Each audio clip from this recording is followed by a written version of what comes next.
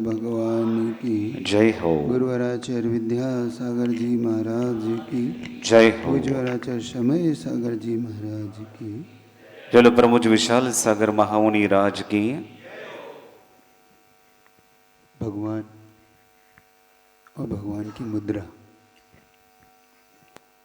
क्योंकि आप और हम भोज अब षोडश कारण पर्व मनाने की भावना करते हैं। षोडश कारण पर्व में जब भगवान की भक्ति की जाती है और भक्त जब भक्ति करता है तो भगवान से कैसे जुड़ जाता है। लेकिन कुछ कुछ होते हैं जिनको न भगवान से मतलब होता है न किसी से मतलब होता है, उन्हें कोई मतलब नहीं होता। बहुत से लोग तो भगवान के दर्शन करना भी शायद पसंद नहीं करते हैं ना। बहुत से लोग हैं जो भगवान के जिनालय नहीं आते हो, उन्हें जिनालय से कोई ज़्यादा मतलब भी नहीं होता, लेकिन उन्हें ऐसा लगता है कि भगवान से हमें क्या मिलेगा, हमें भगवान से क्या फायदा होगा, क्यों करें हम भगवान के दर्शन। उन्हें बहुत से लोग मिलेंगे आपको, उधर 4 प्रकार के लोग हैं, पता नहीं यहाँ कितने प्रकार के लोग हैं। वहां पर एक सदैया होता है, एक भदैया होता है, एक लड़ैया होता है, एक मरैया होता है। ऐसे 4 प्रकार के वहां लोग होते हैं। सदैया मतलब जो सदा जिनालय आता है वो सदैया कहलाता है, नित्य जिनालय आएगा। भदैया मतलब जो भादो भादो में 10 दिन आते हैं ना, 10 उनमें आता है जिनालय, वो आते ही नहीं, 10 दिन आता है बस, उसके बाद 355 दिन गायब। एक लड़ैया होता है जब मंदिर की तिजोरी खुलती जब आता है वो कि मंदिर में क्या हो रहा है भाई देख के आओ। हाँ, और एक मरैया होता है जब 13वें होते हैं ना, तो मंदिर जाना पड़ता है उन्हें, ऐसा होता है कि भाई 3रे 4थे दिन उनको लेके आते तो मंदिर चलो अब सब भी आए तो मेरे भी।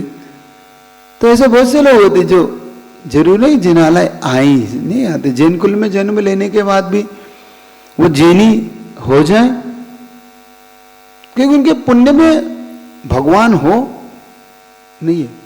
सबके पुण्य में अभिषेक हो मुश्किल है, सबके पुण्य में मुनि महाराज को आरदान हो बहुत कठिन है, सबके पुण्य में भगवान के दर्शन हो जाए। ऐसा एक आता है श्वेतांबर मत में कि उनकी एक मौसी थी भगवान महावीर की। जब भगवान के महावीर को केवल ज्ञान हुआ तो उनकी मौसी से उन्होंने कहा कि चलो भगवान महावीर की तुम मौसी हो और भगवान का सम्मोचन आया है, चलो दर्शन करने चलो। क्योंकि नहीं तुम ही जाओ, मैंने तो क्या उस महावीर का दर्शन करना जैसे मैंने गोद में खिलाया, मुझे कुछ नहीं करना, जाओ तुम। अरे दर्शन करने चलो, कह दिया ना मुझे नहीं जाना, खूब देख लिया महावीर को भी, मैंने गोद में खिलाया, मुझे क्या बता रहे महावीर महावीर। तो उन्होंने जबरन ले जाने लगे कि नहीं तुम्हें दर्शन करने चलना पड़ेगा। उसने दोनों आंखों में लिया और आंखें फोड़ ली कि लो अब क्या करोगे, दर्शन करने ही नहीं। तो जरूरी नहीं कि व्यक्ति का भाव भगवान को देखकर हो जाए। ऐसा एक व्यक्ति था, फिर भी किसी भव्य जीव के कैसे फायदा होता है। एक व्यक्ति मुनि महाराज के पास ऐसे बैठा हुआ था, तो महाराज ने कहा क्यों दर्शन करते हो? महाराज दर्शन तो नहीं करता। क्यों? बहुत दूर है महाराज, दर्शन बहुत ही दूर है, मंदिर दूर है इसलिए जाता नहीं मैं। अब उसने बहाना बनाया, बहानेबाज तो होते ही, जिनको दर्शन नहीं करना बहुत बहाने बनाते हैं ना, जिनको मंदिर नहीं आना हो, दर्शन नहीं करना, इतने बहाने होते हैं उनके पास। अरे महाराज जी समय नहीं है, महाराज जी आप जानते नहीं हो, आपको क्या पता महाराज जी हमारे पास कितना काम रहता है, भले एक कोड़ी का काम मत हो उसके पास, है ना, लेकिन वो नहीं करना तो नहीं करना है। महाराज उसने कहते महाराज बहुत मंदिर दूर है। अच्छा, महाराज ने कहा अच्छा एक काम कर लेगा तू। अब महाराज ने कहा तुम पीछे ही पड़े हो तो बोलो क्या करना है। तुम्हारे घर के सामने कौन रहता है? महाराज मेरे घर के सामने तो कुमार रहता है। तो ऐसा कर तू कुमार के रोज दर्शन कर लिया कर, सुबह उठते से बस एक उसके झलक देख के आ जाए कर। अब उसने कहा महाराज आप पीछे पड़े हो, मान नहीं रहे हो, चलो कोई सस्ता सौदा है, उनका कोई काम नहीं, सामने कुमार है, घर खिड़की खोलेंगे कुमार दिख जाएगा, अपना काम हो जाएगा। ये ठीक है महाराज ये कर सकता हूँ। देखो पक्का, क्योंकि महाराज कह दिया तो फिर नहीं बदलू। और उसने रोज नियम बना लिया, कुमार को देखता और अपने काम पे चला जाता, अपने काम करने लग जाता। एक दिन की बात है, कुमार उसे दिखा नहीं। अब वो नियम पालना है। अब इधर भूख भी लग रही है, इधर व्यापार भी करने जाना है। अब क्या करें, कुमार नहीं दिख रहा, और दर्शन का नियम ले लिया कुमार के। अब उसने पूछा कहाँ है कुमार, कहाँ गया? कि बस वो मिट्टी खोदने गए, घड़ा बनाने के लिए मिट्टी लेने के लिए गए। तो कितनी दूर है? बस कितनी दूर है। ठीक है भाई, अब वो आएगा, कितनी देर से आएगा, कितनी देर, चलो मैं इसको देख आता हूँ, मुझे तो देखना है। तो इधर कुमार वहां दर्शन करने की मिट्टी खोदते कुमार का कैसा भाग्य जगा कि उसे सोने के मोहरे का घड़ा निकल पड़ा। अब वो मोहरे की देख के इसने देखा कि बहुत मोहरे, इतने में ये पहुंच गए वहां पे दूर से, इसने पास से नहीं दूर से, उसके बाद दिख गया बस इतना कह के ये लौटने लगा, मिल गया, दिख गया। और कुमार ने कहा इसने मुझे देख लिया, इसने मुझे देख लिया। उसने कहा भाई रुक तो, उसने कहा नहीं मैंने देख लिया, बस हो गया काम मेरा। अरे जो कर रुक तो। अब कुमार ने सोचा ये अगर राजा से शिकायत करेगा तो सब चला जाएगा, तो सारा जाता देख तो आधा लीजिए बाट, एक कहावत है, जब सारा जा रहा हो तो समझदारी किसमें, भाई आधा आधा बांट लो, उसी में समझदारी है। उसने कहा सुन, ये दौड़ा कुमार इसको। अब ये घर जाके क्योंकि सुन तो भाई, सुन तो, इतनी जल्दी मत कर, क्योंकि मेरा काम हो गया, मैंने देख लिया। क्योंकि बस तू रुक तो जा। अब इसने क्या देख लिया, इसने क्या, उसने काम कर, तूने देख लिया ना? जो कहा मैंने देख लिया। अच्छा किसी से कहना मत, ये आधा तेरा आधा मेरा। वो कहता है ये कहाँ से आया? देखिए देख तूने देख लिया, तू राजा को मत बताना, आधी मोहरी तू रख ले, आधी मोहरी मैं रख लेता हूँ, दोनों। उसने सोचा कुमार के दर्शन से अगर इतनी मोहरें मिल जाए तो भगवान के दर्शन से कितना नहीं हो सकता। कुम्हार का दर्शन करने लगा हूं मैं, तो मुझे इतनी मोहरें मिली। तो महाराज ने कहा था कि भगवान के दर्शन करूं, भगवान की भक्ति करूं, भगवान का अभिषेक करूं, तो मुझे क्या नहीं मिल सकता। सुन रहे हो, हमें मानसिकता की कितनी परिवर्तन की। अगर हम एक छोटा सा भी नियम या एक छोटी सी भी भावना भाने लग जाते हैं तो जीवन बदलता है। हमें भगवान को समझने की भूल नहीं करना है, हमें भगवान को की भक्ति की भूल नहीं करना, हमें पूजन भी करना है तो भगवान की बस भक्ति से भरते चलो। जैसे उसे कोई मतलब नहीं था, बस उसे तो बस कुमार के दर्शन चाहिए थे, कुमार दिख जाए बस, क्योंकि नियम ले लिया। तुम भी ऐसे ही कर लो, कुछ मत करो, तुम तो भगवान के दर्शन कर लो। कितने लोग करते? सब लोग करते हैं भगवान दर्शन प्रतिदिन, करते कि नहीं करते? आप करते हैं? नहीं करते? प्रतिदिन नहीं करते? तुम मेरा काम से कुमार के कर लो, तुम्हारे घर सामने कौन रहता है, तुम कर लो, देखो मान जाओ, एक झलक देख के चले जाओ। भले ही तुम गाड़ी से उतरो, बस दिख गए भगवान, नमोस्तु करे जाए हो, और ऐसे करके चले जाओ, लेकिन प्रतिदिन करने लगो। क्योंकि ऐसी असंख्यात गुणी निर्जरा इनके दर्शन से, इनके दर्शन मात्र से, सोचो दर्शन मात्र से अगर ये हो जाए तो अभिषेक और पूजन करने वाले का क्या दिन नहीं बदलते। कौन कहते हैं कि इनके दिन नहीं बदलते? सबके दिन बदलते हैं, लेकिन हमारी भावना नहीं बदलती ना, हम भावना से जुड़ते नहीं। तो मेरा कहना यही है कि आने वाला 16 स्कंद पर्व सिर्फ ये ऐसे मत गुजारना, इस पर्व को इसी प्रकार से जुड़ जाना। कल कहा था दर्शन विशुद्धि से पर्व शुरू होता है, 16 स्कंद पर्व की शुरुआत ही दर्शन विशुद्धि से होती है। अहंकार से रहित होकर, जब मान से रहित होकर, क्योंकि मान हमारे अंदर जब तक बना रहेगा हमारे मार्दव भाव को पैदा नहीं होने देता, हमारी मृदुता, हमारी विनम्रता हमारे अंदर लाने नहीं देता। क्योंकि तीर्थंकर प्रकृति के बंध में सबसे बड़ा अगर कोई कारण बनता है तो दर्शन विशुद्धि के बाद बनता है विनय संपन्नता। जिसके अंदर जितनी विनय हो उतनी जल्दी वो तीर्थंकर प्रकृति का बंद कर लेता है। क्योंकि जरूर है कि 16 भावना भाई जाए, 16 भावना में दर्शन विशुद्धि के साथ कोई 1-2 भावना से भी तीर्थंकर प्रकृति बंद हो जाता है। और विनय तो इतनी बड़ी चीज है, तो विनयशील बन के करना। भगवान की शरण में जब भी आओ तो बस मस्तक झुका के आओ, क्योंकि एक बार उनसे विनय से जुड़ गए, उनकी विनय एक बार अटैच हो गई। क्योंकि मार्दव भाव, सरल भाव, मृदुता का भाव, हमारे अंदर जो मान घटता है तो मार्दव भाव बढ़ता है, मान भाव। जितना अहंकार हमारा घटता है, जितना अभिमान घटता है, हम अभिमानी बन के भगवान की शरण में कभी नहीं आ सकते। और जितना आओगे उतना ही पछताओगे, कभी नहीं बन के आना। कभी हमेशा मृदु भाव, हमेशा झुक के भाव, क्योंकि विनयता जितनी होगी। सोचो, इनकी शरण में बड़े बड़े आचार्य ब्रह्मष्टि जिनकी शरण में सब झुकते, वो भी इनकी शरण में कैसे झुकते। एक बार आपसे कहा था ना कि जो काम कोई नहीं करा सकता वो तुम करा सकती हो। आचार्य से भी, उपाध्याय पर से, साधु पर दृष्टि भी। संसार में तुम गुरु को झुका सकते हो? नहीं झुका।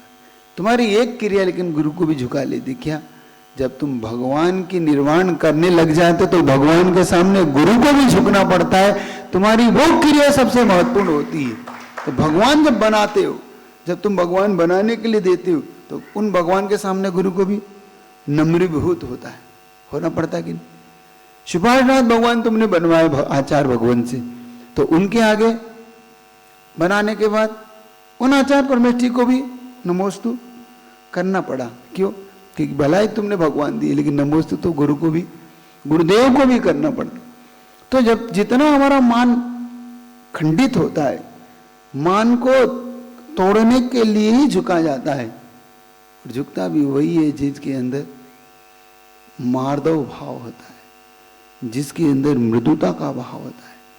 हर कोई झुक भी नहीं पाता, अगर कोई झुक भी नहीं सकता।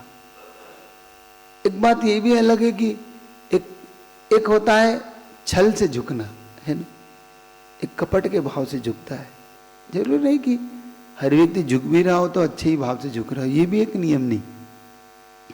कभी कभी अपने काम निकालने के लिए भी झुकता है ना, वो मजबूरी में झुकता है कि भाई क्या करो, अब पैर पड़ना पड़ेंगे इनके कि काम करो, है ना। अपना गरज पड़ जाए तो गधे के भी पैर पड़ता है ना, काम पड़ जाए तो किसी के भी पैर पड़ लेता है वो, और काम निकल जाए तो किसी से कोई मतलब नहीं। वो झुकना नहीं, वो मार्द भाव नहीं, वो तो कपट भाव है। कपट से रहित होकर प्रभु की शरण लेना, तो मान से रहित। कल कहा था ना मैंने कि अब अगर तीर्थंकर प्रकृति का बंद करना हो तो मान से रहित होकर तीर्थंकर प्रकृति का बंद हो सकता है। वो है विनय संपन्नता। जितनी हमारी विनय बढ़ती है, जितना हम विनयशील बनते, वो कहते झुकते भी वही है। वो वृक्ष अधिकतम झुके मिलते जो फलदार होते, जिन पे फल नहीं लगे होते वो वृक्ष अकड़े हुए होते, वो कभी। तो झुकता भी वही है जो गुण से संपन्न होता है, जो गुणी होता है वही उस गुण को प्राप्त करने के लिए झुका हुआ मिलता है। और यही उच्च गोत्र के लिए कारण भी बनता है। उच्च गोत्र के लिए कारण भी झुकना ही है, क्योंकि आप देख लेना जितने भी उच्च गोत्र के उन्होंने कारण दिए, उसमें क्या कारण दिया? नीचेर वृत्ति अनुस्य को। नीचेर वृत्ति का मतलब होता है जो विनयशील होता है। विनय में वहां पे अनुस्य को और विनय, नीचेर वृत्ति, दो चीज बहुत गजब की कही उच्च गोत्र के लिए। अगर उच्च गोत्र पाना है, किसी ने पूछा था कि महाराज जैन कुल कैसे मिलेगा, उच्च कुल कैसे मिलेगा? वो मिलेगा विनय वृत्ति से। जितना विनयवान होगा, जितना मान से रहित, अहंकार से रहित होके भगवान की भक्ति करने लगोगे, उतनी जल्दी तुम्हें ये जैन कुल प्राप्त होगा। और जैन कुल से परंपरा से तुम्हें मुक्ति की प्राप्त होती। तो षोडश कारण भावना में जो तीर्थंकर प्रकृति का जो चैप्टर है, सबसे बड़ी प्रकृति बनती है वो विनय संपन्नता के भाव से।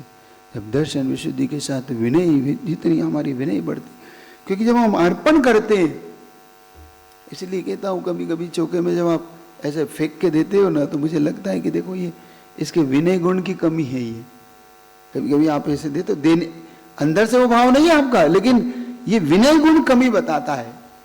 जैसे कभी कभी ऐसे देता है, कभी ऐसे फेंकता है, कभी ऐसे डालता, नहीं विनय पूर्वक ऐसे जो छोड़ते रखता है। और ऐसे एक थे एक गुरु जी के मत, वो जब भी देते गिरास, अब उन्हें नहीं थे, वो जब भी देता मन शुद्धि वचन शुद्धि काय शुद्धि हार जल शुद्धि, फिर गिराते था मन शुद्धि वचन शुद्धि काय शुद्धि हार जल शुद्धि। गुरु जी मुस्कुराते हुए हाल लेते जाते। क्या? कि गुरु जी देखते कि इसकी देखो कैसी अंदर से भावना, बार बार जरूरत नहीं है बोलने की, लेकिन फिर भी उसकी भावना, महाराज जी एक गिलास में उसकी गदगद पना होता। तो विनय से की हुई क्रिया तो जब भी भगवान को उठाते हो तो बड़ी विनय से उठाना। जब भगवान को सिर पर धारण करते हो, भगवान को लेके आते हो, तो हर पल विनय, हर पल उनकी बस झुका हुआ भाव। इसलिए कहता हूं कि यहाँ पे थोड़ा सा आप लोग को ये सीखना जरूर है कि कैसे भगवान की विनय पूर्वक उठाना, कैसे भगवान को पहुंचना, कैसे भगवान के अंदर हमारा वो मूर्तिमान दिखे, भगवान दिखे हमें। हम पाषाण ना समझे इसको। हम भगवान को उठाते हैं, भाई बहुत लिख देंगे, गर्दन से उठा लेंगे, ऐसे रख देंगे, दो डालेंगे, पहुँच देंगे और ऐसा उल्टा करके उसको निता, ऐसा नहीं करना कभी। बहुत बहुत अवमानना है ये। तुमने मतलब इसका भगवान माना ही नहीं इसको, उनको भगवान समझे ही नहीं। ये गलती मत करो। तो ये गलती नहीं करना कहीं भगवान के पास जाकर, कभी गुरु के पास जाके भी ये गलती मत करो कि गुरु अगर तुम्हें स्नेह देता है, गुरु तुम्हें वात्सल्य देता है, तो इसका मतलब ये नहीं कि तुम गुरु की अवहेलना। क्योंकि बहुत बार मैंने देखा कि अधिकतम वात्सल्य के भाव देने पर वो आपकी अवहेलना करने लग जाता है। वो आपसे दोस्ताना जैसा होता है ना। गुरु जी से बहुत कहते थे कि ये बचना, बस श्रावक की और साधु की एक दूरी जरूर होना चाहिए कि बस जिससे वो अवहेलना ना करे। और अवहेलना करने से उसका हित हो जाएगा, गुरु का तो कुछ नहीं जाएगा, गुरु का क्या जाएगा तुम अवहेलना करने से। इसलिए इस विनय भाव को पकड़ना कभी भी, जब भी बस गर्दन ऐसे झुक जाए, बस एक पल, हाँ बस ये विनय हो जाए। तो विनय के साथ की हुई क्रिया, ये षोडश कारण पर्व हमारे सामने कुछ ऐसी लेके आएगा। 10 लक्षण धर्म में जो हमारा मान धर्म को खंडित करके जो हमारा मृदु भाव उत्पन्न होगा, क्योंकि उत्तम मार्दव, क्या शब्द दिया वहां पे, उत्तम मार्दव धर्म। उत्तमता जब आती है, जब हमारे अंदर का मान जितना घटता हुआ चला जाता है, और जितना मान बढ़ेगा उतना हमारा मार्दव धर्म घटेगा। और धर्म आत्मा का स्वभाव है। वो धर्म का जब हम विभाव में जाने लगते, वो हमारे लिए सबसे ज्यादा हानिकारक। तो आज इतना ही रखता हो, कम से कम ये भावना माना कि प्रतिदिन भगवान के दर्शन, प्रतिदिन भगवान का शांति धारा अभिषेक कर सको। और इस भाव से कि भगवान जिस प्रकार आपने अपने आप को इतना मृदु बना लिया, इतना मृदु बना लिया कि आप तीर्थंकर प्रकृति को बांध गए, ऐसे भगवान आप भी हमें वो शक्ति दो, वो हमारे अंदर मृदुता का भाव दो कि हम भी उस मान से रहित होकर आपकी भक्ति कर सके। ना हमें ख्याति पूजा के लिए करना है आपकी भक्ति। आपकी भक्ति तो मात्र हम भक्त बन के, या तो हम भगवान बन जाए या सच्चे भक्त बन जाए, दो चीजें, तीसरा कोई भी नहीं। या तो सच्चे भक्त बने रहो जब तक भगवान ना बन जाओ। हमें भगवान भक्ति कब तक करना है, जब तक हम भगवान ना बन जाएं, तब तक हमें भक्ति करते रहना है। और भगवान बन गए तो हमें अपने आप ही, तो पूज्य बनो या पूजा करो, दो ही चीज, तीसरा कुछ नहीं होता। तो बस ये षोडश कारण पर्व में आप लोग जब पूजन करो, तो बस यही भावना भाना कि भगवान हमारे अंदर भी ऐसा मान से रहित मार्दव भाव, मृदुता का भाव, सरज भाव, सहज भाव हमारे अंदर, वो कसाय से रहित भाव होकर हम कर सके। तो जल्दी से 1 मिनट के अंदर आप उस शांति धारा को करना कि मेरे अंदर ये धारा गिरे तो मेरे अंदर का सारा वो मान भाव खंडित होकर हे भगवान मृदुता उत्पन्न हो जाए। इसी भावना से बोलिए भगवान सुपार्श्वनाथ भगवान की जय हो। मेरे परम